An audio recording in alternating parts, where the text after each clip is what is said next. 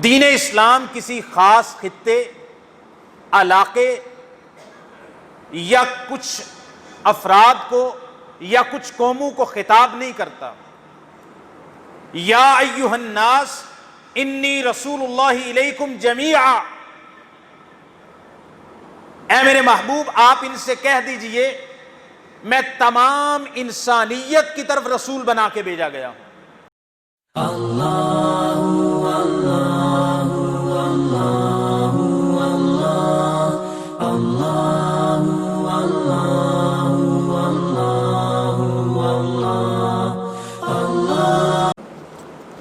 ان الحمد للہ نحمده ونستعینه ونستغفره ونعوذ باللہ من شرور انفسنا ومن سیئات اعمالنا من يهده الله فلا مضل له ومن يضلل فلا هادي له واشهد ان لا اله الا الله وحده لا شريك له واشهد ان محمدا عبده ورسوله صلی اللہ علیہ وسلم۔ یا ایھا الذین آمنوا اتقوا اللہ حق تقاته ولا تموتن الا وانتم مسلمون۔ یا ایھا الناس اتقوا ربکم الذی خلقکم من نفس واحدہ وخلق منها زوجها وبث منهما رجالا كثيرا ونساء واتقوا الله الذي تساءلون به والأرحام إن الله كان عليكم رقيبا۔ وقال جل وعلا في موضع آخر يا أيها الذين آمنوا لا تأكلوا أموالكم بينكم بالباطل إلا أن تكون تجارة عن تراض منكم۔ وقال عليه الصلاة والسلام يأتي على الناس زمان لا يبالي المرء ما أخذ منه أمن الحلال أم من الحرام، رواہ البخاری۔ اما بعد، ہر قسم کی حمد و ثناء اکیلے اللہ رب العالمین کے لیے ہے، اور لاکھوں کروڑوں درود و سلام ہوں اس ہستی اقدس و مقدس پر کہ جن کا نام نامی اسم گرامی محمد الرسول اللہ صلی اللہ علیہ وآلہ وسلم ہے۔ دین اسلام ایک کامل اکمل دین ہے،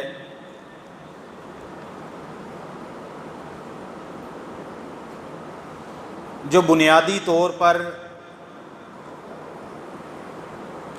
تین چیزوں سے عبارت ہے۔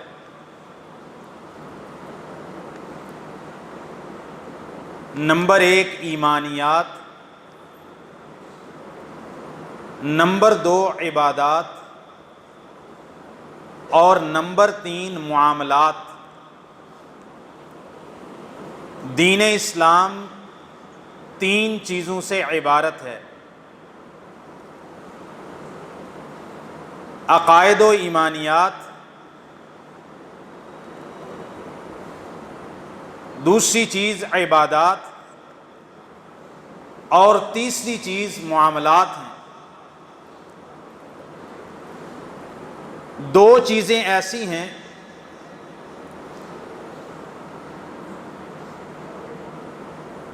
کہ جن میں تمام مسائل و احکام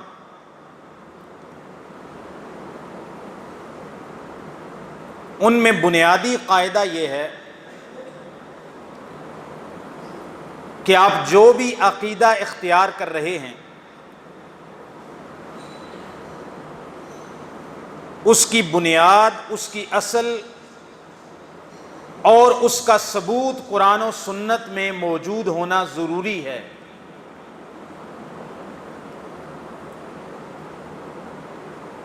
کوئی بھی عقیدہ جدید نہیں ہو سکتا، کوئی بھی عبادت نئی نہیں ہو سکتی۔ ان دو چیزوں کے اندر نہ کوئی تجدد ہے، نہ اس میں کسی قسم کی کوئی تفریع ہے۔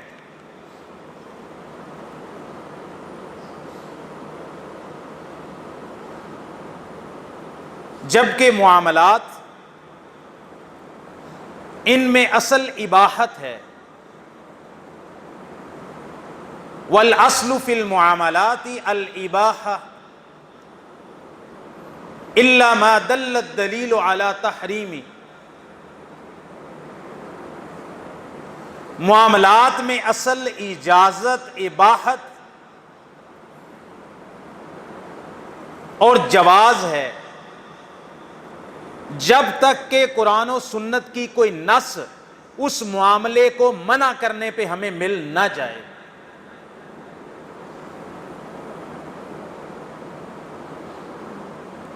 جبکہ ہم اپنی مرضی سے کوئی نماز کی کیفیت مقرر نہیں کر سکتے، اپنی مرضی سے کوئی عبادت بنا نہیں سکتے۔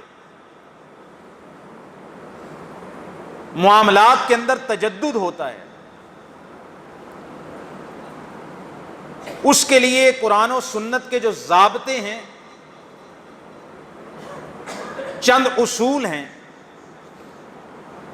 دنیا جہان جب تک انسانیت موجود ہے، لوگوں کو معاش کے، لین دین کے، تجارت کے نئے نئے معاملات پیش آتے رہیں گے جو لوگ اپنی ضرورت کے مطابق اختیار کرتے رہیں گے۔ ہم ہر معاملے کے لیے یہ دلیل کا مطالبہ نہیں کریں گے کہ یہ جو آپس میں آپ لین دین کر رہے ہیں، اس لین دین کرنے کی دلیل قرآن و سنت سے دکھاؤ، ہم یہ مطالبہ نہیں کریں گے۔ بلکہ ہمارا مطالبہ یہ ہے اور ہمارا رویہ یہ ہے کہ جو بھی لین دین کا معاملہ کر رہا ہے، جب تک قرآن و سنت میں اس کے حرمت کی دلیل نہیں مل جاتی، تب تک وہ تمام معاملات جائز ہیں، جب تک اس کو قرآن و سنت منع نہ کر دیں۔ دین اسلام تین خوبیوں کا مجموعہ ہے جو کسی اور دین میں نہیں پائی جاتی۔ نمبر ایک خوبی، دین اسلام عالمگیر دین ہے۔ دین اسلام کسی خاص خطے، علاقے یا کچھ افراد کو یا کچھ قوموں کو خطاب نہیں کرتا۔ یا ایھا الناس انی رسول اللہ الیکم جمیعا، اے میرے محبوب آپ ان سے کہہ دیجئے میں تمام انسانیت کی طرف رسول بنا کے بھیجا گیا ہوں۔ دین اسلام عالمگیر دین ہے۔ دوسری خوبی، دین اسلام ابدی دین ہے، قیامت تک کے لیے دین ہے۔ تیسری خوبی، دین اسلام ہماگیر ہے، جامع ہے۔ دین اسلام کے اندر انسان کے نفع کے تمام مسائل کا حل موجود ہے۔ امام بخاری علیہ الرحمہ ہدی الساری مقدمہ فتح الباری کے اندر حافظ ابن حجر نے ان کا قول نقل کیا ہے کہ انسان کو قیامت تک جو بھی معاملہ پیش آ سکتا تھا، ان تمام معاملات کا حل قرآن و سنت میں موجود ہے۔ کسی نے پوچھا کیا یہ ممکن ہے کہ تمام چیزوں کا حل قرآن و سنت میں موجود ہو؟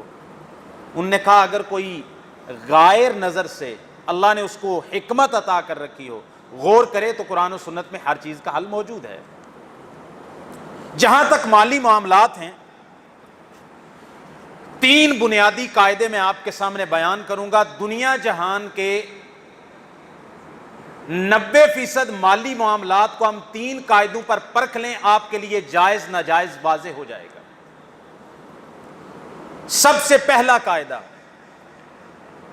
قرآن مجید کے اندر اللہ تعالیٰ نے ارشاد فرمایا، جو آیہ کریمہ کا کچھ حصہ میں نے آپ کے سامنے تلاوت کیا، یا ایھا الذین آمنوا لا تأکلوا اموالکم بینکم بالباطل الا ان تکون تجارۃ عن تراض منکم، اے ایمان والو آپس میں ایک دوسرے کے مال باطل طریقے سے نہ کھاؤ، ہاں اگر وہ تمہاری باہمی رضامندی سے لین دین اور تجارت ہو تو تمہارے لیے وہ کھانا حلال ہے۔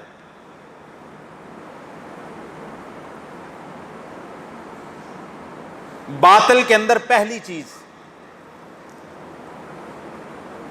ہر اس چیز کا لین دین کرنا، تجارت کرنا، خرید و فروخت کرنا حرام ہے جس چیز سے شریعت نے انتفاع کرنے کی، استعمال کرنے کی اور اس سے کسی بھی طرح کا فائدہ اٹھانے کی اجازت ہی نہیں دی ہے۔ مثال کے طور پر شراب، خمر یا کوئی بھی نشہ آور چیز، اسلام نے شراب سے کسی بھی طرح کا انتفاع کرنے کی اجازت نہیں دی ہے۔ لہذا جب اس سے انتفاع کرنا ہی جائز نہیں ہے، اس کا پینا بھی جائز نہیں، اس کا استعمال بھی جائز نہیں، یہ اصلاً ہی حرام ہے، لہذا اس کی خرید و فروخت بھی جائز نہیں ہے۔ دوسری مثال، بت پوجنا کیا ہے؟ حرام ہے۔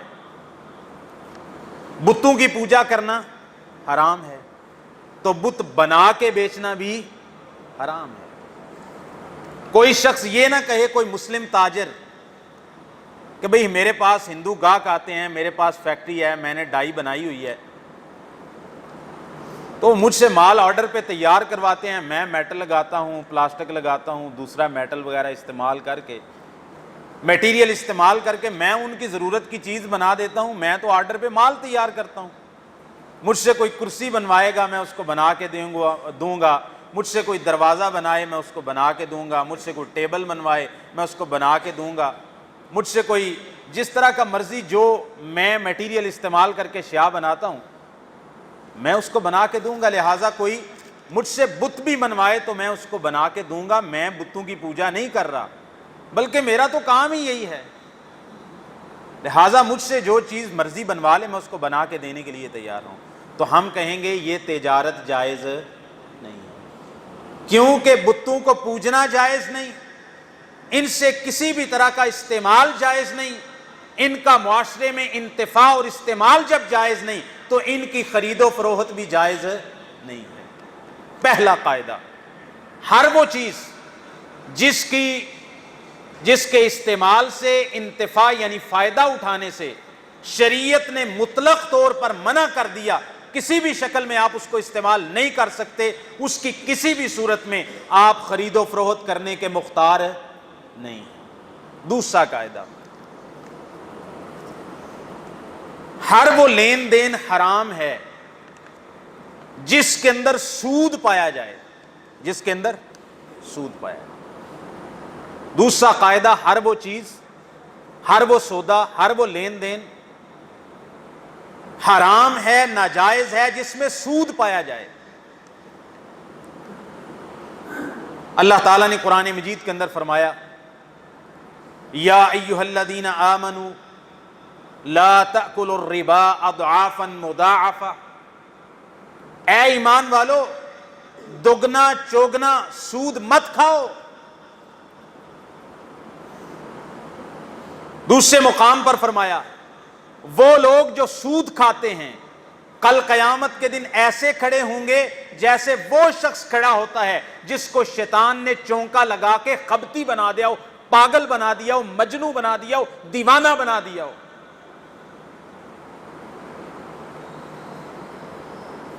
نبی کریم صلی اللہ علیہ وسلم نے فرمایا، اجتنبوا السبع الموبقات، 7 ہلاک کرنے والے گناہوں سے بچ جاؤ۔ فرمایا گیا، پوچھا گیا اللہ کے رسول صلی اللہ علیہ وسلم کون سے 7 ہلاک کرنے والے گناہ؟ آپ علیہ الصلوۃ والسلام نے ان 7 گناہوں کے اندر ایک گناہ شمار کیا، وَأَكْلُ الرِّبَا، اور سود کھانا، سود کا معاملہ کرنا۔ صحیح مسلم کی حدیث، نبی کریم صلی اللہ علیہ وسلم نے فرمایا لعن اللہ آکل الربا وموکلہ وشاہدیہ وکاتبہ وقال ہم فیہ سواء۔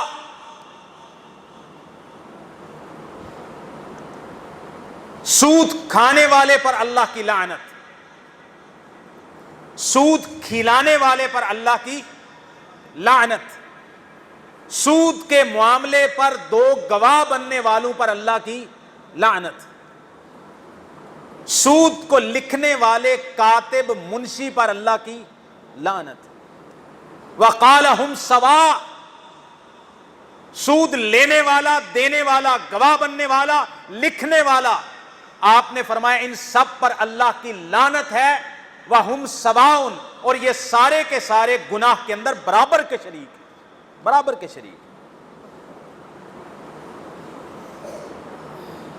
اس سے اسلامی فقہ کا ایک قاعدہ معلوم ہوتا ہے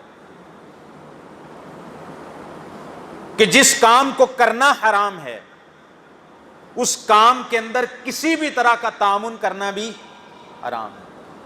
بھائی سود جو کھا رہا ہے، یعنی بندے سے قرض اٹھایا ہوا ہے سود کے اوپر، تو یہ تو سود لے رہا ہے۔ جو بندہ ساہوکار ہے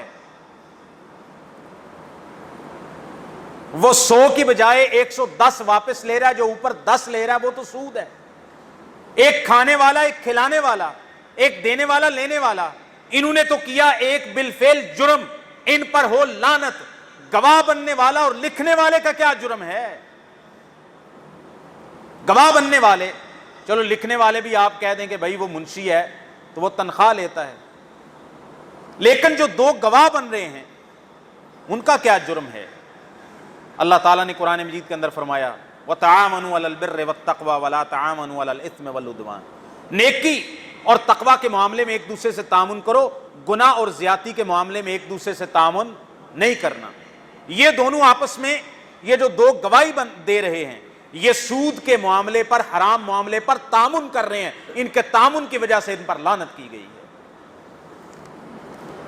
سود کی دو قسمیں ہیں میرے بھائی، بنیادی طور پر سود کی ربا کی دو قسمیں، ایک ربا الفضل ہے، ایک ربا النسیئہ ہے۔ ربا الفضل کا کیا معنی ہے؟ رسول اللہ صلی اللہ علیہ وسلم نے 6 چیزوں کا ذکر کیا۔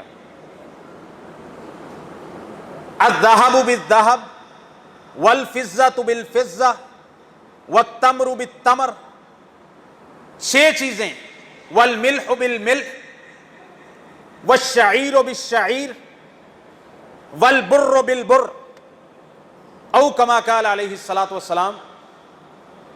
6 چیزیں، سونا سونے کے بدلے، چاندی چاندی کے بدلے، گندم گندم کے بدلے، جو جو کے بدلے، کھجور کھجور کے بدلے، اور نمک نمک کے بدلے میں جب ان کا آپس میں تبادلہ کیا جائے، 22 کیرٹ کے سونے کو 24 کیرٹ کے سونے سے تبادلہ کیا جائے تو ان کے جائز ہونے کی 2 شرطیں ہیں۔ پہلی شرط نقدن بنقدن، یدم بیدن، ہا و ہا۔ نبی کریم صلی اللہ علیہ وسلم نے یہ 2 الفاظ استعمال کیے، الا ان یکون ہا و ہا، نقد بنقد سودا ہو۔ سونے کی سونے سے جب بیع کریں گے تو اس میں ادھار ہوگا تو پھر کیا بن جائے گا؟ سود ہو جائے گا۔ جب سونے کی سونے کے بدلے، چاندی کی چاندی کے بدلے، یا یہ کہہ لیجئے کہ 2 ہم جنس چیزوں کی، ایک ہی جنس کی 2 چیزوں کی آپس میں لین دین آپ کریں گے ان 6 چیزوں میں سے، تو 2 شرطیں ہیں آپ کے جائز ہونے کے لیے سودے کے۔ نمبر 1، سودا دونوں طرف سے نقد ہو۔ نمبر 2، جب ایک جنس ہے، سونا سونے کے بدلے میں آ رہا ہے، تو پھر دونوں طرف سے وزن برابر ہونا چاہیے، مقدار برابر ہونی چاہیے۔ ایک طرف سے مقدار کم، ایک طرف سے زیادہ ہوئی تو یہ ربا الفضل ہو گیا، یہ سود ہو گیا۔ اب ایتھے کوئی سنیارا ہی بیٹھے آئے دا، وہ کہ بھائی 22 کیرٹ کے سونے کی قیمت کیا ہے اور 24 کیرٹ کے سونے کی قیمت کیا ہے، 16 کیرٹ کا سونے کی قیمت کیا ہے اور 24 کیرٹ کے سونے کی قیمت کیا ہے؟ تو پھر یہ تو آپ نے مشکل میں ڈال دیا۔ رسول اللہ صلی اللہ علیہ وسلم کے پاس ایک بندہ آیا، تو آپ علیہ الصلاۃ والسلام سے اس نے آ کے واقعہ ذکر کیا، آپ نے اسے پوچھا، یہی معاملہ تھا۔ تو آپ علیہ الصلاۃ والسلام نے اس کو کہا کہ یہ تیرے پاس ہار ہے، اس میں ہیرے جواہرات بھی ہیں، سونا بھی ہے، لہٰذا ہیرے جواہرات نکال، سونا الگ کر، ہیرے جواہرات الگ کر، ان کو جا کے الگ الگ مارکیٹ میں قیمت کے ساتھ بیچ، پھر اس کے بعد تو چاندی خریدنا چاہتا ہے تو پھر اس سونے کے بدلے میں تو چاندی خرید لے۔ باپ نے کیا کرنا ہے؟ آپ 22 کیرٹ کا سونا لے کر آئے ہیں، آپ کو 24 کیرٹ کا چاہیے، آپ 22 کیرٹ کے سونے کی قیمت لگائیں گے، یہ اتنے قیمت کا، اتنے تولے، مجھے پیسے میرے حوالے کرو۔ آپ نے وہ چیز بیچ دی، بیچ کے اب 24 کیرٹ کا سونا الگ عقد میں الگ قیمت کے اندر آپ خرید لیتے ہیں تو وہ آپ کے لیے جائز ہے۔ لیکن آپس میں جب لین دین کرتے ہیں تو پھر یہ دونوں شرطیں ہیں، ایک تو نقد سودا ہونا چاہیے، دوسرا برابر برابر مقدار ہونی چاہیے۔ اگر آپ ایک طرف سے اضافہ کر دیں گے مقدار کا، دوسری طرف سے کمی کر دیں گے تو یہ معاملہ سود کا ہو جائے گا۔ بہرحال میں ربا الفضل اور ربا النسیہ کی باس میں نہیں جانا چاہتا، میں کچھ اور چیزیں ذکر کرنا چاہتا ہوں۔ ربا النسیہ کیا ہے؟ دو چیزیں اس میں آتی ہیں اور آج کے موضوع کا تعلق ربا النسیہ کے ساتھ گہرا ہوگا۔ یا تو آپ کسی کو قرض دیتے ہیں اور قرض دے کر جتنا آپ نے اس کو قرض دیا ہے اس سے زیادہ وصول کرتے ہیں بعد کے اندر، تو اس کو کہتے ہیں ربا النسیہ، اس کی ایک قسم۔ دوسری قسم وہی ہے جو 6 چیزوں میں، کہ جب آپ آپس میں معاملہ کرتے ہیں دو چیزوں کا، ان 6 چیزوں میں سے یا جو ان کے حکم میں ہو، تو ایک طرف سے جب آپ ادھار کرتے ہیں تو بھائی وہ ربا النسیہ ہو جاتا ہے، وہ ہمارے موضوع کے آج سے تعلق نہیں رکھتا۔ قرض، سلف صالحین صحابہ کرام اور تابعین سے یہ قول مروی ہے اور اس پر امت کا اجماع ہے، کل قرض جر منفعۃ فہو ربا، ہر وہ قرض جس کے بدلے میں قرض دینے والا اس پر کوئی فائدہ حاصل کرے وہ سود ہے۔ امام ابن قدامہ المقدسی نے اپنی کتاب المغنی کے اندر اس پر امت کا اجماع نقل کیا ہے کہ علماء امت کا اس بات پہ کوئی اختلاف نہیں ہے کہ جب کوئی بندہ کسی کو قرض دے اور قرض میں یہ شرط رکھے کہ میرے قرض پر تو اتنے پیسے مجھے اضافی واپس کرے گا، تو اس کے سود ہونے میں کوئی اختلاف نہیں ہے۔ امام ابن تیمیہ علیہ الرحمہ نے مجموع الفتاوی ابن تیمیہ میں انہوں نے کہا علماء کا اس بات پر اتفاق ہے کہ اگر قرض دینے والا یہ شرط لگائے کہ میرے قرض پر تو مجھے اضافہ دے گا تو یہ سود ہے، اس کے سود ہونے میں علماء کے ہاں کوئی اختلاف نہیں ہے۔ تیسرا قاعدہ، ایک قاعدہ کہ جس چیز کی شریعت میں استعمال جائز نہیں اس کا لین دین جائز نہیں۔ اچھا، یہ جو اکنامکس کا مسئلہ ہوتا ہے نا، یہ بڑا خشک ہوتا ہے۔ ہم نے جب فرسٹ ایئر سیکنڈ ایئر میں اسی شوق نہ اکنامکس رکھ لی تو سمجھ سانے پوری آمدی سی، مضمون بڑا خشک ہے۔ قاری صاحب بیٹھے ہیں ماشاءاللہ، جب کتاب البیوع پڑھتے تھے نا، بلوغ المرام سے لے کے بخاری تک، تو بڑا مشکل، کتاب البیوع ہمیشہ سے ہی مشکل رہی ہے، پڑھنا بھی مشکل، پڑھانا بھی مشکل۔ تو بہرحال میں کوشش کروں گا کہ اس کو ذرا آسان فہم جتنا ہو سکے، جتنا میری لغت کا اثاثہ زیادہ مجھے اجازت دے۔ پہلا میں نے قاعدہ بیان کیا، آپ کو میرے ساتھ ساتھ چلنا ہے۔ پہلا قاعدہ، جس چیز کی شریعت میں استعمال جائز نہیں اس کی خرید و فروخت جائز نہیں۔ دوسرا قاعدہ، ہر وہ معاملہ جس کے اندر سود آتا ہو وہ جائز نہیں ہے۔ تیسرا قاعدہ بیان کر رہا ہوں، بیع الغرر۔ صحیح مسلم کے اندر حدیث ہے، رسول اللہ صلی اللہ علیہ وسلم نے نہا عن بیع الحصاۃ وعن بیع الغرر، رسول اللہ صلی اللہ علیہ وسلم نے کنکری والی بیع سے بھی منع کیا اور غرر سے بھی منع کیا۔ غرر کس کو کہتے ہیں؟ ہر وہ سودا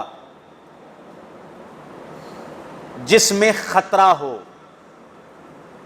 خریدار کو کے لیے دھوکہ ہو سکتا ہو. مثالیں بیان کروں گا، آپ سمجھ آ جائے گی.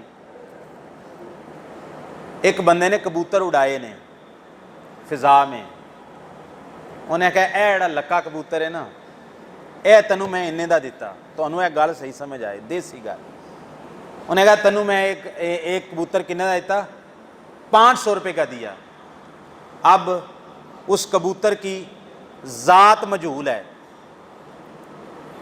اس کی کیفیت، اس کی تفصیل، وہ صحت مند ہے، بیمار ہے، وہ ادھر ہی نیچے آنے تک سلامت رہے گا، ادھر سے ہی بھاگ جائے گا، اس کا کسی کو پتا. لیکن زمانہ جاہلیت میں اس طرح کی تجارتیں ہوتی تھیں. ایک اور مثال، بیع السمک فی الماء.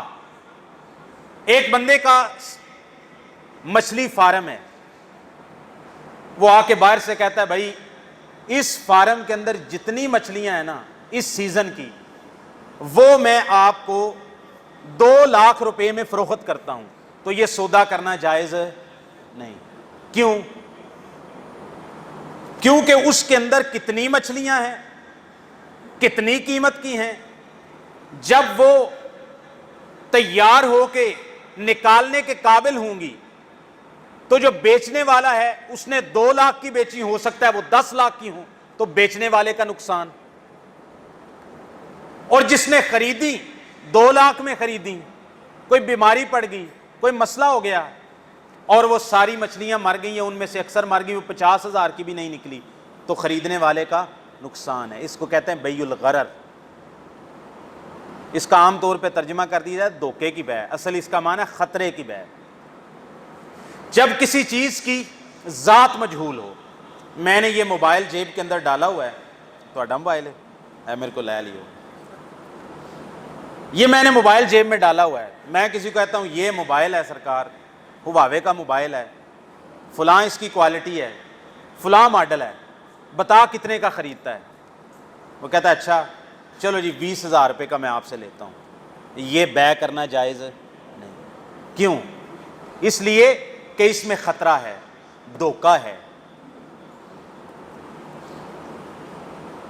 زمانہ جاہلیت کے اندر بیع ہوتی تھی، آج بھی شاید اس کا کوئی رواج ہو، کہ ایک بندہ آتا تھا ایسے آ کے کنکری پھینکتا تھا، جو صحیح مسلم کی حدیث میں ہے. وہ ایسے کنکری پھینکتا تھا کہ یہ میں نے کنکری پھینکی ہے، جہاں تک جا کے گری ہے وہاں تک کی زمین میں تمہیں اتنے درہم و دینار میں فروخت کرتا ہوں. یہ بیع جائز. وہ کنکری قریب بھی گر سکتی ہے، دور بھی گر سکتی ہے، لہٰذا زمین کی پوری پیمائش کر کے اس کو خریدا جائے اس کے پورے دے. چیز کی ذات ہی مجہول ہے. اس کی ایک اور مثال، اونٹنی حاملہ ہے. زمانہ جاہلیت کے لوگ عربی کیا کیا کرتے تھے، یہ جو اونٹنی ہے اس کے پیٹ میں جب یہ بچہ جنم دے گی، اس کے پیٹ میں جو بچہ ہے وہ بچہ میں آپ کو اتنے کا فروخت کرتا ہوں. یہ بیع جائز. کیوں؟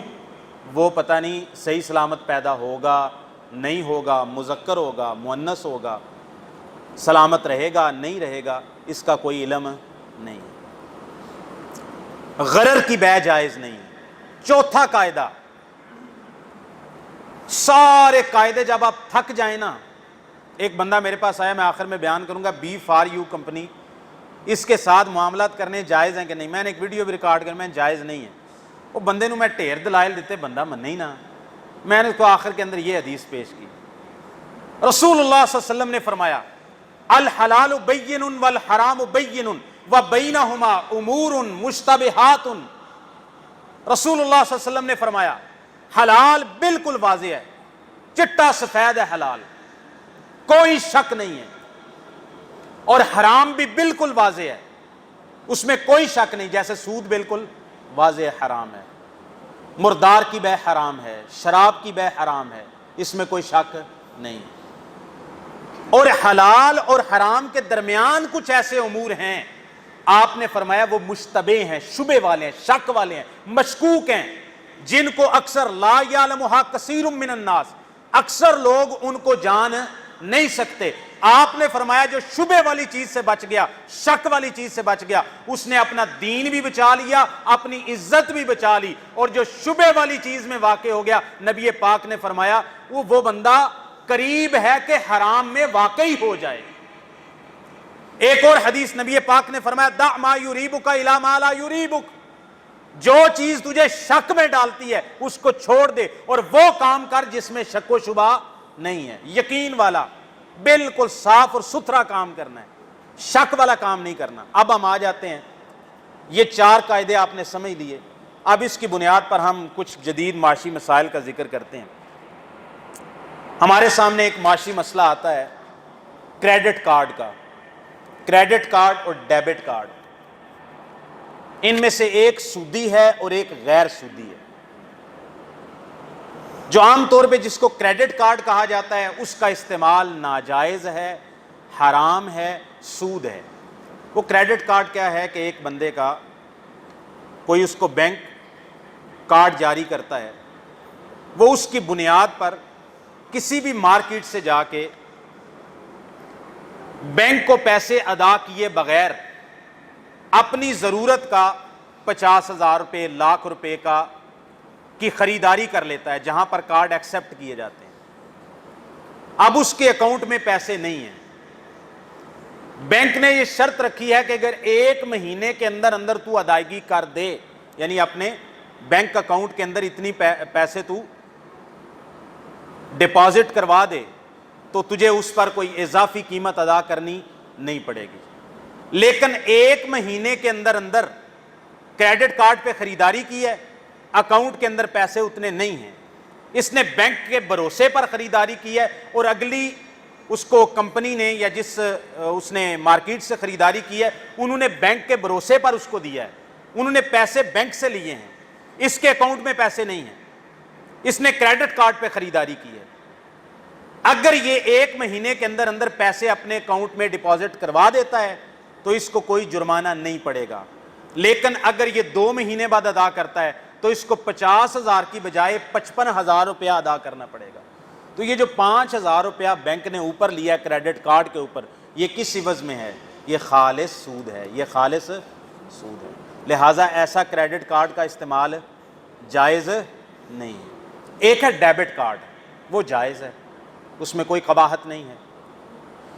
ڈیبٹ کارڈ کے اندر یہ ہوتا ہے کہ ایک بندہ اس کے اکاؤنٹ میں پیسے ہیں اور وہ جا کے کسی بھی کمپنی سے وہ کارڈ کا استعمال کر کے وہاں سے خریداری کر لیتا ہے اور اس کے اکاؤنٹ میں پیسے ہیں، وہ اپنے پیسے ہی استعمال کرتا ہے، لہٰذا اس میں نہ کوئی تاخیر پر ادائیگی ہے، نہ کوئی ادھار ہے، نہ کوئی ادھار کے اوپر سود ہے۔ لہٰذا ڈیبٹ کارڈ کا آپ استعمال کر سکتے ہیں جس میں سود نہیں ہے، جس میں آپ اپنی رقم استعمال کرتے ہیں جو آپ کے اپنے اکاؤنٹ سے جا رہی ہے، لیکن کریڈٹ کارڈ کا آپ استعمال نہیں کر سکتے کیونکہ اس کے اندر سود ہے، اور 1 مہینہ یا 1.5 مہینہ یا 2 مہینہ ادائیگی لیٹ کرتے ہیں تو وہ شرع سود کے مطابق آپ سے اس کا سود وصول کرتے ہیں۔ دوسرا معاملہ جو ہمارے سامنے آتا ہے جدید معاشی مسائل کے اندر، لیزنگ، اجارہ۔ ایک بینک ہے، آپ اس کے پاس جاتے ہیں کہ میں نے لینی ہے گاڑی کلٹس 2020 ماڈل، آپ کے پاس پیسے نہیں، کلٹس کی قیمت ہے، مثال کے طور پر مثال بیان کروں گا، مجھے اس کی قیمت کا صحیح اندازہ نہیں ہے، مثال کے طور پر اس کی قیمت ہے 18 لاکھ روپے۔ بینک آپ سے 2 طرح کے پھر بینک ہیں نا، ایک کمرشل بینک ہے اور ایک نام نہاد اسلامک بینک ہے، ہر 2 طرح۔ آپ اس کے پاس جاتے ہیں، یہ میں نے گاڑی لینی ہے، بینک کہتا ہے ٹھیک ہے جی گڈی لے دینے ہیں، کیڑی گل ہے، پھر ڈاؤن پیمنٹ دیں جی، کتنی ہے جی 5 لاکھ روپے، اگلی شرط سیکیورٹی جمع کروائیں، اتنی سیکیورٹی بھی کر لیں، اگلی بات آپ اس میں انشورنس بھی کروائیں، گاڑی کی جو انشورنس ہوگی وہ بھی آپ ادا کریں۔ یہ میں بینک دبئی الاسلامی کے مینیجر سے خود ملا اور اس کے ساتھ میں نے ساری ڈیٹیل شیئر کی، تو میں اس بنیاد پر کہہ رہا ہوں، کچھ کتابوں میں بھی یہ ساری باتیں لکھی ہوئی ہیں۔ اس نے صاف صاف مجھے کیلکولیٹر پہ حساب کر کے بتایا، وہ کہتا ہے جی گڈی تو انہوں اینے دی پائے گی، میں کہا مجھے تفصیل ایک چیز آپ لکھ کر دیں۔ اس میں اتنے لاکھ روپے کی انشورنس ہوگی، اتنا ہم سیکورٹی کے طور پر رکھیں گے، جب معاملہ ختم ہو جائے گا آپ کو واپس کر دیا جائے گا، اور اتنی آپ ڈاؤن پیمنٹ دیں گے۔ جتنی ڈاؤن پیمنٹ آپ زیادہ دیں گے آپ کو قسطیں کم پڑیں گی، گاڑی اتنی سستی ملے گی، اور جتنی ڈاؤن پیمنٹ آپ کم دیں گے آپ کو قسطیں زیادہ پڑیں گی اور آپ کو گاڑی مہنگی ملے گی۔ یہ معاملہ بنیادی طور پر اجارہ کا معاملہ ہے۔ آج کل جو اسلامک بینکنگ کا نام لیتے ہیں اس کو اجارہ کے نام پہ کہہ رہے ہیں۔ اجارہ کا کیا مطلب ہے؟ کوئی چیز کرائے پہ دینا، کوئی چیز کرائے پہ دینا، اور یہ اسلامی اصطلاح ہے اجارہ۔ اجارہ کے اندر دو چیزیں آتی ہیں، آپ اپنی خدمات دیتے ہیں پیسوں کے بدلے میں۔ آپ نے ایک مکان بنانا ہے، آپ ایک مستری لے کر آتے ہیں، آپ اس کو 1500 روپے روزانہ کی دیہڑی دیتے ہیں اور اس سے کام کرواتے ہیں، اس کی خدمات لے رہے ہیں کس کے بدلے میں؟ 1500 روپے کے بدلے میں۔ یہ ہے اجارہ۔ دوسری چیز اجارے کے اندر یہ آ جاتی ہے کہ آپ اپنا گھر کرائے پہ دیتے ہیں، آپ گاڑی کرائے پہ دیتے ہیں، آپ دکان کرائے پہ دیتے ہیں، آپ مختلف طرح کی اپنی اشیاء کرائے پہ دیتے ہیں، وہ آپ کی شے سے فائدہ اٹھاتا ہے اور آپ اس کے ساتھ جو اجرت طے کرتے ہیں وہ اجرت آپ اس سے وصول کر لیتے ہیں۔ یہ جائز معاملہ ہے۔ لیکن جو لیزنگ پہ گاڑیاں دے رہے ہیں، اسلامک بینک ہو یا دوسرے غیر اسلامک بینک ہو، ان کا یہ لیزنگ پہ گاڑیاں دینا سود سے خالی نہیں ہے، غرض سے خالی نہیں ہے، انشورنس سے خالی نہیں ہے، یہ سارے کے سارے معاملے اس میں پائے جاتے ہیں۔ اجارہ کا نام انہوں نے عربی کا کیوں رکھا؟ تاکہ تواڈے جیسے جڑے شریف آدمی نے نا، جڑے سودی معاملہ نہیں کرنا چاہتے، وہ سود دا نا سن کے کناں نوں ہاتھ لاندے نے، نا بھائی 60 سال دیاں نمازاں پڑھیاں تے اسی لعنت والا کام کیوں کریے؟ وہ آدھے مولوی صاحب ہے تو ساڈا فتوی ہے فلانے شیخ دا، فلانے مفتی دا، فلانے فتوی دا، مفتی دا۔ ہم جو ہے وہ گاڑیاں جو ہے نا ہم بیچتے نہیں ہیں سود پہ، ہم سودی قرضہ نہیں دیتے، بلکہ ہم تو اجارہ کرتے ہیں۔ انہیں عربی دا لفظ بولیا، آپ نے کہا لے بھائی یہ تو اسلامی کام ہے، جہاں عربی آ جائے وہاں اسلامی، تو بھائی یہ بات لازمی نہیں ہے۔ اجارہ پہ جو گاڑی دی جاتی ہے بینک جو دیتے ہیں، میں اس کی بات کر رہا ہوں، یہ جائز نہیں ہے۔ پہلی بات، اس میں دو عقد ہیں۔ نبی کریم صلی اللہ علیہ وسلم نے فرمایا لا تجوز بیعتان فی بیعت، ایک سودے کے اندر، ایک عقد کے اندر دو عقد نہیں کیے جا سکتے۔ یہاں پر دو عقد کیے جا رہے ہیں، ایک عقد ہے اجارہ کا، کرائے کا، اور دوسرا عقد کیا ہے؟ بہانہ اصل میں کیا ہے؟ آپ کو 5 سال کے لیے لیز پہ گاڑی دے رہے ہیں، 5 لاکھ روپیہ ڈاؤن پیمنٹ، اتنی انشورنس، اس کے بعد 5 سال تک جتنی اس کی قیمت بنتی ہوتی نا، 18-20 لاکھ جتنی انہوں نے لینی ہے، وہ سارا 5 لاکھ کے بعد جتنا بچتا ہے سارا حساب کر کے ماہانہ آپ سے 20,000 30,000 کرایہ وصول کرتے ہیں۔ جب اس گاڑی کی قیمت 5 سال بعد پوری ہو جاتی ہے، وہ 18-20 لاکھ آپ سے لے چکے ہوتے ہیں، انشورنس کا الگ سے لے چکے ہوتے ہیں، اور سیکورٹی تو چلو انہوں نے آپ کو واپس کر دینی ہوتی ہے۔ گاڑی کی کہتے ہیں ہم قیمت کر دیتے ہیں، ویلیو 0 کر دیتے ہیں مارکیٹ کے اندر۔ اب اس کے بعد وہی بندہ جس نے 5 سال کے کرائے پہ گاڑی اٹھائی تھی، اب اسی کو ہم نا اس کی ایک فرضی سی قیمت لگاتے ہیں، یہ گاڑی 10,000 روپے کی، تو وہی جو کرائے پہ لینے والا ہے نا وہی بندہ خرید لیتا ہے۔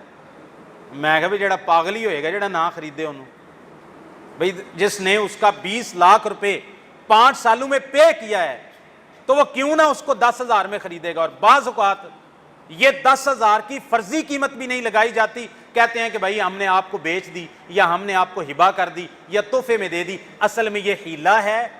آپ اصل میں اس کو چیز بیچ رہے ہیں، سود پہ بیچ رہے ہیں، مقصد آپ کا سود لینا تھا، لیکن آپ نے اسلامی اصطلاح استعمال کی کہ ہم 5 سال کے اجارے پہ دے رہے ہیں۔ تو اجارے کے اندر تو یہ شرط ہوتی ہے اسلام کے اندر، جب آپ اپنا مکان کسی کو کرائے پہ دیتے ہیں، اپنی گاڑی کسی کو کرائے پہ دیتے ہیں، آپ اپنی دکان کسی کو کرائے پہ دیتے ہیں، اگر اس میں کوئی بھی آسمانی آفت کی بنیاد پر آپ کے مکان کا نقصان ہو گیا، دکان کا نقصان ہو گیا، گاڑی کا نقصان ہو گیا، تو مزدوری پر یا کرائے پر لینے والا اس نقصان کا ذمہ دار ہوتا نہیں۔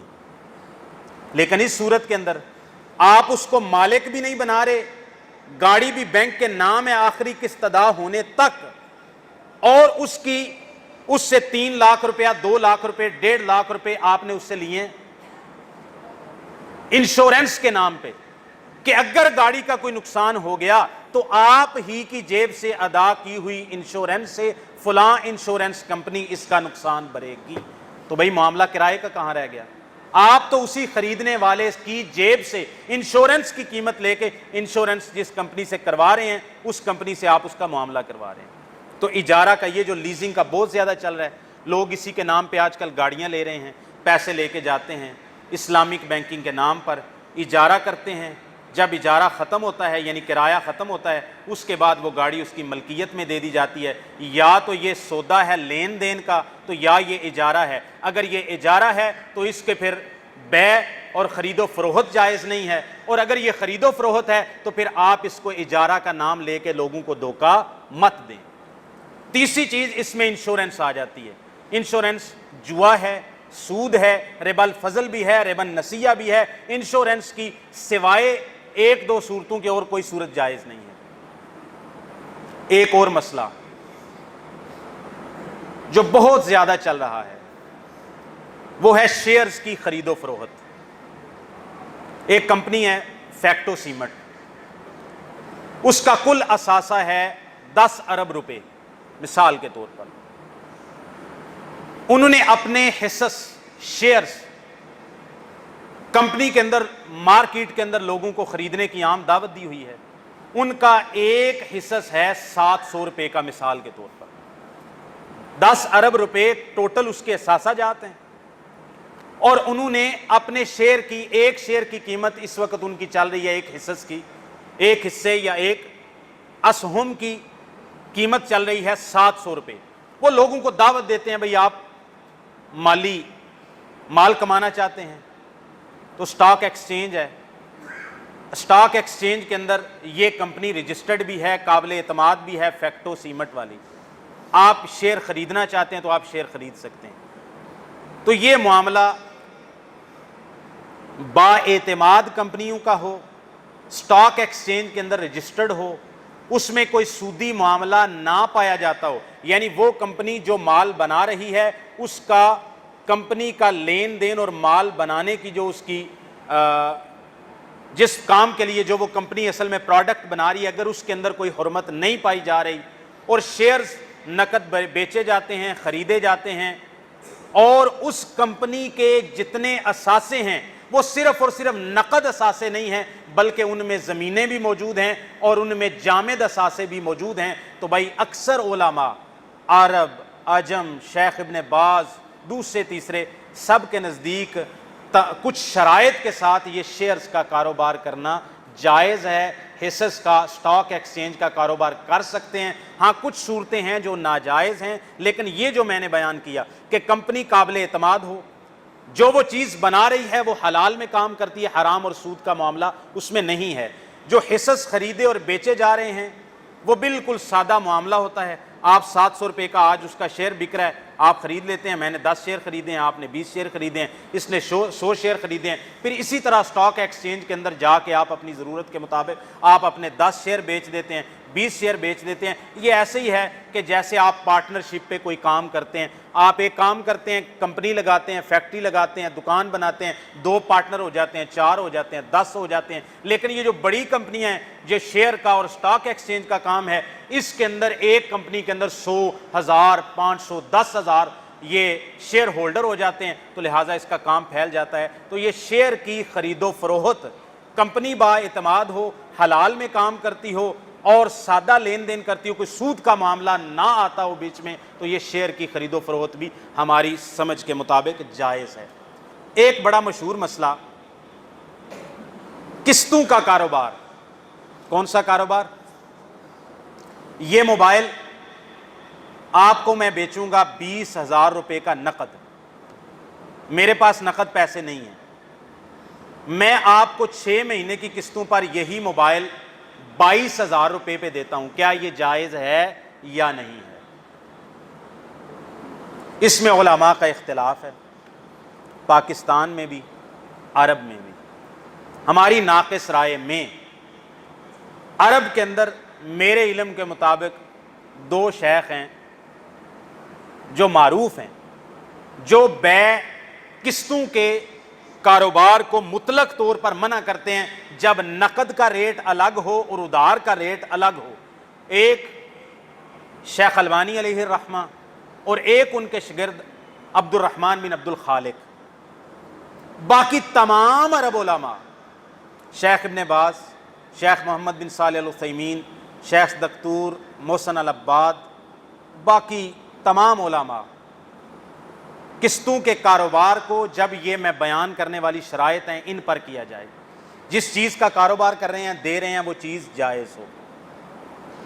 دوسری بات، آپ اس کی قیمت مقرر کرتے ہیں کہ نقد اس کی قیمت یہ ہے، ادھار اس کی قیمت یہ ہے، اور ایک سودے پر آپ متفق ہو جاتے ہیں، ایک قیمت پر متفق ہو جاتے ہیں کہ یہ میں ان کے پاس آتا ہوں، بھائی میں نے ادھار ہی خریدنا ہے، 6 مہینے کی قسطوں پہ خریدنا ہے، میں آپ کو 5,000 روپے ایڈوانس دوں گا، باقی آپ بتائیں کتنے کا، ٹوٹل قیمت 22,000 روپے ہے، میں نے آپ کو دیا 5,000، پیچھے بچ رہا 17,000 روپیہ، لہٰذا میں آپ کو 6 مہینے میں اس کی آپ کیلکولیٹر پہ تقسیم کر کے قسطیں مقرر کر دیں، میں ہر مہینے آپ کو قسطیں ادا کر دوں گا.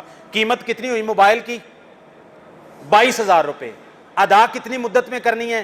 6 مہینے میں. ایڈوانس کتنا ادا کر چکا ہوں؟ 5,000 روپے. لہٰذا یہ بیع جائز ہے. ایک اور شرط، اگر قسط لیٹ ہو گئی، 6 کی بجائے یہ 8 مہینے میں مجھے ادا کرتا ہے، تو بھائی جو قسط لیٹ ہوگی اس کی بنیاد پر آپ کو 10% جرمانہ ادا کرنا پڑے گا. اگر یہ شرط وہ بھائی لگاتے ہیں تو یہ سود ہو جائے گا، یہ جائز نہیں ہے. ہمارے استاد ہیں شیخ حافظ ابو یحییٰ نور پوری صاحب، یہاں پر الحمدللہ آ چکے ہیں. انہوں نے ماشاءاللہ سنہ کے اندر 50-55 صفحات پر قسطوں کی کاروبار کے اوپر ایک اچھا خاصا مضمون لکھا ہے. تابعین سے لے کر موجودہ دور کے علماء تک تمام فقہاء، سلف، تابعین، تبع تابعین، محدثین، ان کے اقوال صحیح اسناد کے ساتھ انہوں نے پیش کیے ہیں. کوئی ایک بھی عالم ایسا نہیں ہے سلف کے اندر، ایک بھی عالم 5ویں صدی ہجری تک ایک بھی عالم نہیں ہے جو قسطوں کی کاروبار کی ان شرائط پر کہ بھائی ایک سودے پر متفق ہو رہے ہیں، ایک ریٹ پر متفق ہو رہے ہیں اور اضافے پر تاخیر کی وجہ سے کوئی جرمانہ عائد نہیں کیا جائے گا. نقد ریٹ 10,000 روپے ہے، ادھار ریٹ 12,000 روپے ہے. جب لینے لگے ہیں تو میں ادھار لوں گا، 6 مہینے کی قسطوں پر لوں گا، 12,000 کا لوں گا، اور پھر تاخیر پر کوئی جرمانہ عائد نہیں کیا جاتا. ان کا یہ دعویٰ بھی ہے اور ہماری بھی یہی تحقیق، یعنی ہمارا یہی مطالعہ ہے کہ کوئی بھی عالم ایسا نہیں ہے جو اس سے اختلاف کرتا. امام شافعی، امام مالک، امام ابن سیرین، امام سعید بن جبیر تابعی، امام ابن تیمیہ علیہ الرحمہ، حافظ ابن حجر نے اس پر اجماع نقل کیا ہے. اس کے علاوہ امام ترمذی رحمہ اللہ نے جامع ترمذی کے اندر یہ کہا ہے کہ تمام علماء سلف خلف صحابہ کرام اس کو جائز قرار دیتے ہیں. قسطوں کے کاروبار کی ناجائز صورتیں.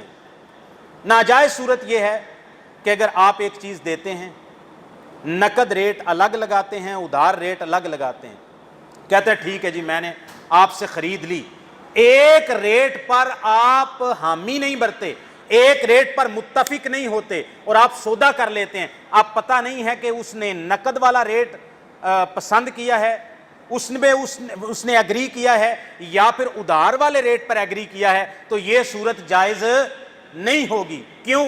اس میں غرر ہے، وہ جو میں تیسرا قاعدہ بیان کر چکا ہوں کہ اس میں قیمت متعین نہیں ہے. جس چیز کی قیمت متعین نہ ہو وہ سودا کرنا جائز نہیں ہوتا. دوسری اس کی صورت، سودا ہو گیا، قیمت طے ہو گئی، طے ہونے کے بعد تاخیر کی وجہ سے آپ نے جرمانہ کیا، تو وہ جرمانہ کرنا آپ اصل قیمت سے جو طے کر چکے تھے اس سے زائد لے رہے ہیں، وہ جرمانہ لینا جائز نہیں ہے، وہ ناجائز ہو جائے گا. تو قسطوں کا کاروبار اس شرط کے ساتھ کیا جائے. بینک کے ساتھ تو قسطوں کا کاروبار بھی کرنا جائز نہیں ہے نا، کیونکہ بینکوں کا معاملہ سودی ہے، ان کے ساتھ لین دین کرنا ہی جائز نہیں ہے.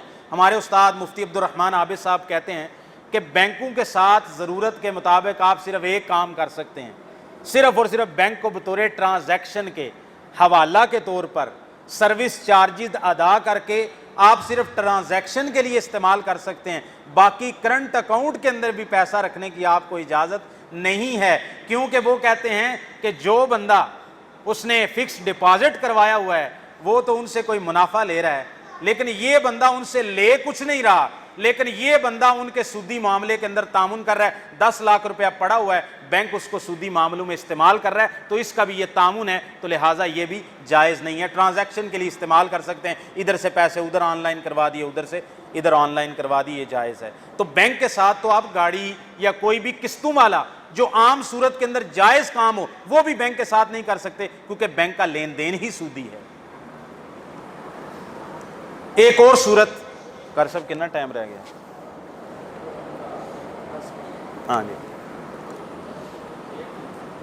ایک اور صورت جو ہمارے معاشرے میں پائی جا رہی ہے، بہت ساری کمپنیاں ہیں، مثال کے طور پر مجھ سے چونکہ اس حوالے سے پوچھا گیا تھا، بی فار یو ایک کمپنی ہے، میں نے اس کے حوالے سے انٹرنیٹ پہ چیک کیا ہے تو پاکستان کا جو ادارہ ہے SCCP، اس نے یہ کاشن دیا ہے کہ ہم عوام الناس کو مطلع کرتے ہیں کہ وہ بی فار یو نامی یا اس جیسی کمپنیوں کے ساتھ جو SECP میں رجسٹرڈ نہیں ہیں ان کے ساتھ کوئی بھی لین دین کا معاملہ نہ کریں، یہ فراڈ ہیں، یہ فیک ہیں، یہ کل کو کسی بھی نقصان کی ذمہ دار عوام الناس خود ہوں گی، حکومت پاکستان آپ کو مطلع کر رہی ہے۔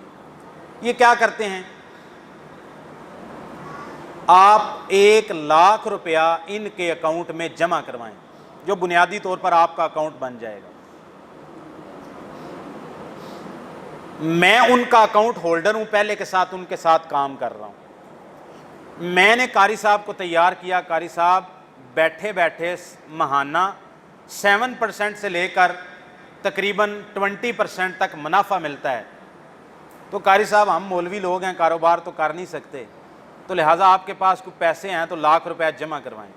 میری سفارش پر بی فار یو یا اس جیسی کمپنی میں قاری صاحب نے 1 لاکھ روپیہ جمع کروایا، چونکہ میرے حوالے سے گئے تھے، یہ میرے نیچے لگے تھے، میرے اکاؤنٹ کے ساتھ ان کا اکاؤنٹ اٹیچ ہوگا، لہٰذا ان کا 1 لاکھ روپیہ جمع کرواتے ہی مجھے 10%، 7%، 12% ان کے پیسوں میں سے جو کمپنی کو گیا وہ مجھے ملے گا، پہلی چیز۔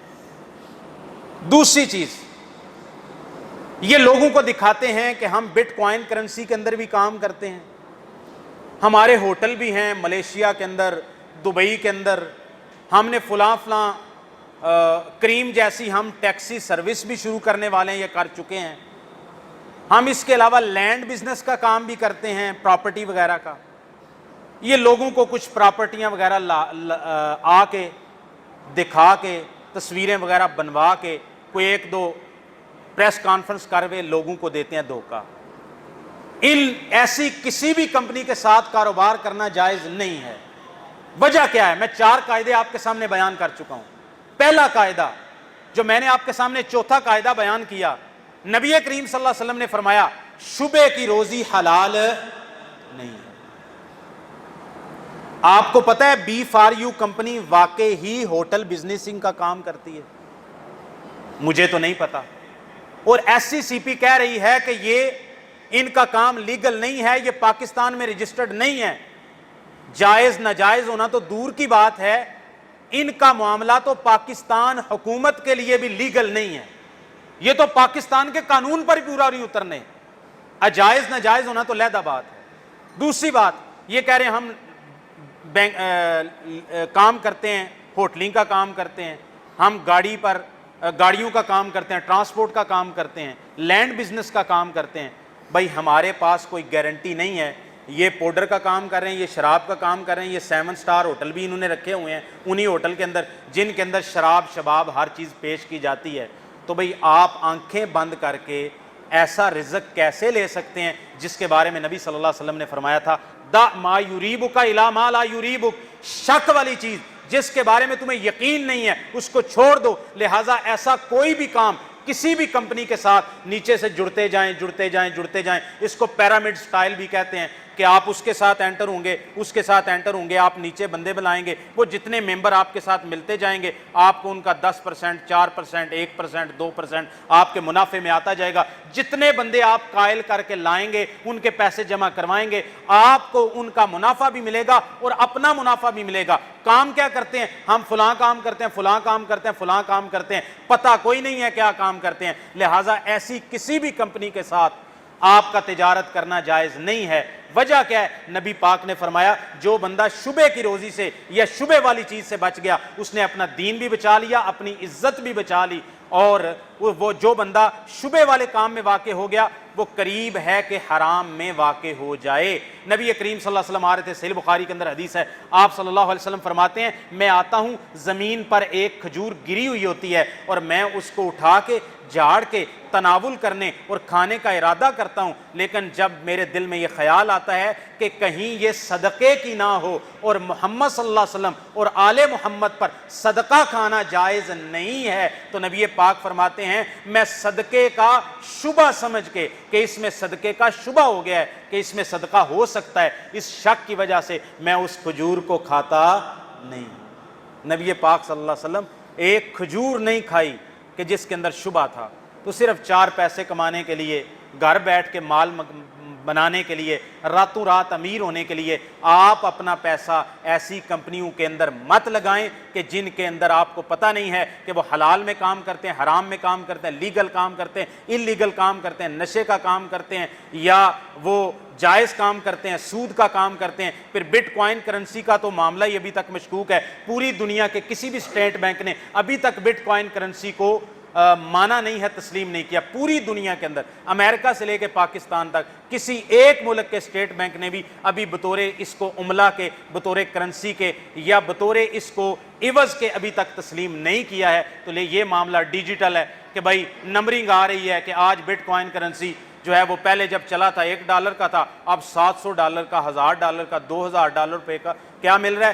ایک ہندسہ مل رہا ہے آپ کو کمپیوٹر پہ لکھا ہوا جس کو بٹ کوائن کرنسی کہتے ہیں۔ تو یہ صورتیں جائز نہیں ہیں۔ شیئر کے بارے میں نے کہا اگر وہ جائز ہو، کمپنی جائز کام کر رہی ہے، پاکستان کے اندر رجسٹرڈ ہے، اس کے اندر کوئی سودی معاملہ نہیں ہے، شیئر کا کاروبار کرنا جائز ہے۔ قسطوں کے کاروبار کے بارے میں نے کہا کہ اگر اس میں یہ شرطیں پائی جائیں کہ جو سودا آپ کر رہے ہیں وہ چیز حلال کی ہو، جو ریٹ آپ طے کر رہے ہیں ایک ریٹ طے کر لیں، چاہے نقد ریٹ اور ہو، ادھار ریٹ اور ہو، لیکن آپ ادھار لے رہے ہیں، مدت طے کر لیتے ہیں ادائیگی کی، چیز کی قیمت طے کر لیتے ہیں، طے کرنے کے بعد کوئی اضافی جرمانہ اس پر آپ عائد نہیں کرتے، آپ چیز وصول کر لیتے ہیں، قسطوں میں آپ چیز ادا کر دیتے ہیں، یہ معاملہ جائز ہے۔ ڈیبٹ کارڈ، کریڈٹ کارڈ حرام ہے، سود ہے۔ جب آپ اس کے بنیاد پر خریداری کرتے ہیں اور آپ ادائیگی بینک کو تاخیر سے دیتے ہیں، اس وجہ سے وہ بینک آپ سے سود وصول کرتا ہے، اضافی رقم وصول کرتا ہے، وہ سود ہے۔ جب تک ڈیبٹ کارڈ ہے وہ آپ کے اپنے اکاؤنٹ سے پیسے منہا کیے جاتے ہیں، کاٹے جاتے ہیں۔ اگر آپ کے اکاؤنٹ میں پیسے ہوں گے تو آپ ڈیبٹ کارڈ استعمال کر سکتے ہیں، اگر آپ کے پیسے اکاؤنٹ میں نہیں ہیں، اکاؤنٹ خالی ہے، تو آپ وہ کریڈٹ کارڈ استعمال نہیں کر سکتے۔ نہ اس میں کوئی ادھار ہے، نہ اس میں کوئی قرض ہے، لہٰذا نہ تاخیر پر کوئی جرمانہ ہے، نہ کوئی سود ہے، لہٰذا وہ معاملہ جائز ہے۔ لیزنگ پہ جو گاڑیاں لی جاتی ہیں، خاص طور پر جو بینک دے رہے ہیں اور اسلامک بینکنگ کے نام پہ دے رہے ہیں، یہ جائز نہیں ہے معاملہ۔ اس کے اندر ایک تو کرائے والا معاملہ، دوسرا کرائے کا بہانہ کر کے، ہیلا کر کے انشورنس کو بھی شامل کر لیا، سیکورٹی کو بھی شامل کر لیا، اور سودی جو سود کے شرح کے مطابق جو شرح سود ہے اسٹیٹ بینک کی طرف سے، وہ منافع بھی بیچ میں شامل کر لیا۔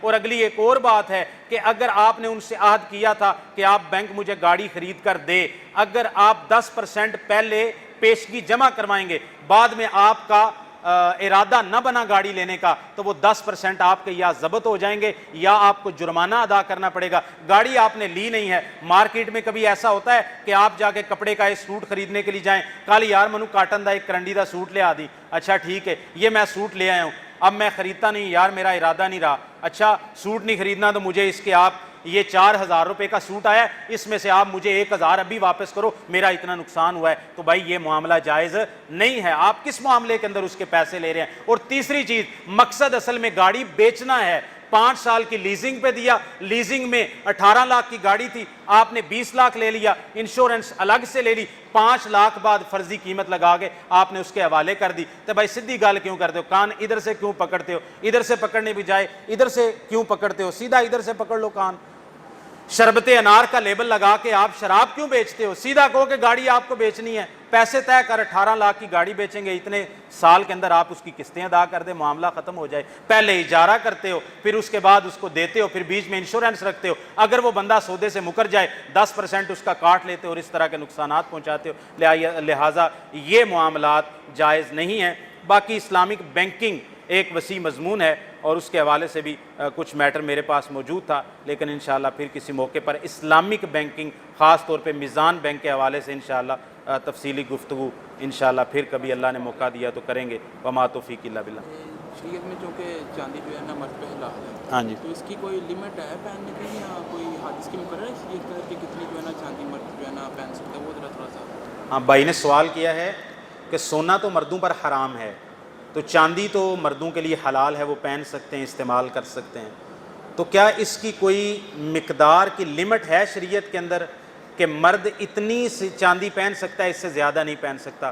میرے بھائی کوئی لمٹ نہیں ہے، کوئی لمٹ نہیں ہے۔ میں مدرسے میں پڑھتا تھا کوٹ رادھا کشن ادھر قصور کے اندر، تو میں چاندی کی انگوٹھی پہننے کا مجھے شوق تھا، میں سنیارے کے پاس گیا تو میرے پاس جو انگوٹھی تھی وہ 10 گرام تقریباً وہ میرے پاس سونا تھا، چاندی تھی، تو میں نے اس کو کہا انگوٹھی بنا لے، اور کوئی سنیارا منو کہندا مولوی صاحب مرد 3 ماشے تو زیادہ چاندی پا سکتا نہیں۔ میں اب 5ویں کلاس کا آخری کلاس کا اسٹوڈنٹ تھا، میں کہ سانو کتاب البیوع پڑھدے ہیں گزر گئے نے 5 سال مدرسے چ استاداں کے سامنے جناب بیٹھتے ہوئے، یہ مفتی صاحب ہمیں بتا رہے ہیں کہ چاندی کتنی پہننی جائز ہے اور کتنی نہیں جائز۔ نبی کریم صلی اللہ علیہ وسلم نے فرمایا میری امت کے مردوں پر سونا اور ریشم حرام ہے، اما الفضة فالعبوا بها، جاؤ چاندی تمہارے لیے حلال ہے، فالعبوا بها، چاندی کے ساتھ جا کے کھیلو، مطلب جتنی مرضی استعمال کرو، کوئی اس کی مقدار نہیں، جتنی مرضی استعمال کرو۔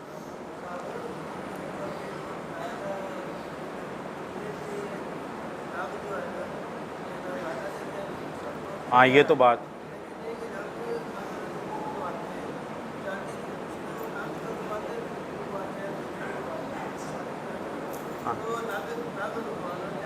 ہاں بھائی نے پوچھا ہے کہ چاندی کی انگوٹھی پہننا تو جائز ہے، اور یہ بھی ہمارا عقیدہ الحمدللہ ہے کہ کوئی ناگ، کوئی پتھر، کوئی عقیق، کوئی فیروزہ نہ نفع دے سکتے ہیں نہ نقصان دے سکتے ہیں، بلکہ ہمارا تو عقیدہ اس سے بھی اوپر ہے۔ صحیح بخاری کے اندر حدیث ہے، سیدنا عمر رضی اللہ تعالیٰ عنہ آئے، حجر اسود کو بوسہ دینے لگے اور فرمایا انی عالم انک حجر لا تضر ولا تنفع، مجھے پتہ ہے تو ایک پتھر ہے، نہ تو کوئی نفع دے سکتا ہے نہ نقصان دے سکتا ہے، اگر میں نے حضرت رسول اللہ صلی اللہ علیہ وسلم کو تجھے بوسہ دیتے ہوئے نہ دیکھا ہوتا، اے حجر اسود میں تجھے کبھی بوسہ نہ دیتا۔ جب حجر اسود نفع نقصان کا مالک نہیں تو پتھر، عقیق، فیروزے کیا نقصان دے سکتے ہیں؟ ان کا سوال یہ ہے کیا نگ لگوانا جائز ہے؟ بھائی بالکل جائز ہے، آپ ہیرا لگوائیں، ڈائمنڈ لگائیں، کوئی نور کا ہیرا لگائیں، زرکن لگائیں، جو مرضی آپ کو پسند ہے پتھر، نہ ان کی کوئی تاثیر ہے، نہ گرم تے نہ کوئی ٹھنڈی تے نہ کوئی جگر دی بیماری تے نہ کوئی گردے دی بیماری، نہ کوئی نفع نقصان۔ ہاں خوبصورتی کے لیے جو چاہیں آپ ناگ استعمال کر سکتے ہیں، بلکہ صحیح مسلم کے اندر حدیث ہے رسول اللہ صلی اللہ علیہ وسلم کی جو انگوٹھی تھی اس کا جو نگینہ تھا وہ حبشی تھا، وفصہ حبشی، حبشی ایک نگینے کا نام تھا، وہ رسول اللہ صلی اللہ علیہ وسلم کی انگوٹھی میں موجود تھا، لہذا جائز۔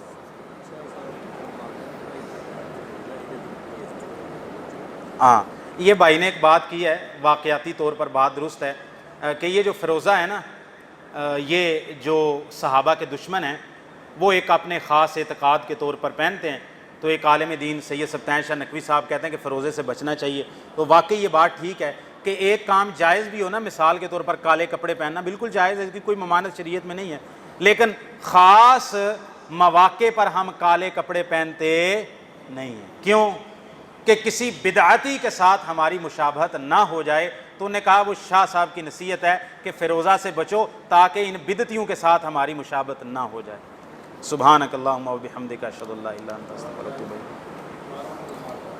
اللهم رب لك الحمد كما ينبغي لجلال وجهك وعظيم سلطانك، اللهم إنا نسألك بأننا نشهد أنك أنت الله لا إله إلا أنت الأحد الصمد الذي لم يلد ولم يولد ولم يكن له كفوا أحد. اللهم صل على محمد وعلى آل محمد كما صليت على إبراهيم وعلى آل إبراهيم إنك حميد مجيد. اللهم بارك على محمد وعلى آل محمد كما باركت على إبراهيم وعلى آل إبراهيم إنك حميد مجيد. ربنا آتنا في الدنيا حسنة وفي الآخرة حسنة وقنا عذاب النار. ربنا اصرف عنا عذاب جهنم إن عذابها كان غراما إنها ساءت مستقرا ومقاما. ربنا اغفر لنا ولإخواننا الذين سبقونا بالإيمان ولا تجعل في قلوبنا غلا للذين آمنوا ربنا إنك رؤوف رحيم. ربنا ظلمنا أنفسنا وإن لم تغفر لنا وترحمنا لنكونن من الخاسرين. یا الہ العالمین ہم سب کے سارے گناہ معاف فرما. یا اللہ ہمارے صغیرہ کبیرہ گناہ معاف فرما. یا اللہ جو دانستہ طور پر ہوئے وہ گناہ بھی معاف فرما. یا اللہ جو بھول کر ہوئے وہ گناہ بھی معاف فرما. یا اللہ ہمارے دلوں کو پاک فرما. یا اللہ ہمارے سینوں کو پاک فرما. یا اللہ ہماری آنکھوں کو پاک فرما. یا اللہ ہمارے کانوں کو پاک فرما. یا اللہ ہمارے دلوں کا تزکیہ فرما. یا اللہ ہمیں حسد بغض کینے سے دور فرما. یا اللہ ہمارے دلوں کو نفاق سے پاک فرما. یا اللہ ہمارے عقائد کو شرک اور بدعت سے پاک فرما. یا اللہ ہمیں اپنے پیارے محبوب جناب محمد الرسول اللہ صلی اللہ علیہ وسلم کی سنت پر چلنے کی توفیق عطا فرما. یا اللہ ہمیں حلال عطا فرما, حلال وافر عطا فرما. یا اللہ رزق میں فراخی فرما. یا اللہ رزق کے بند کھول دے. یا اللہ رزق کے دروازے کھول دے. یا اللہ بکروزوں کے قرضے اترنے کے اسباب پیدا فرما. یا اللہ تنگ دستوں کی تنگ دستیاں دور فرما. یا اللہ بے روزگاروں کو اسباب روزگار عطا فرما. یا اللہ جو رزق کے تنگیوں کا شکار ہیں ان کو رزق حلال وافر عطا فرما. یا اللہ ہمیں سود کی آمیزش سے محفوظ فرما. یا اللہ سود کی لعنت سے محفوظ فرما. یا اللہ حرام کمائی سے محفوظ فرما.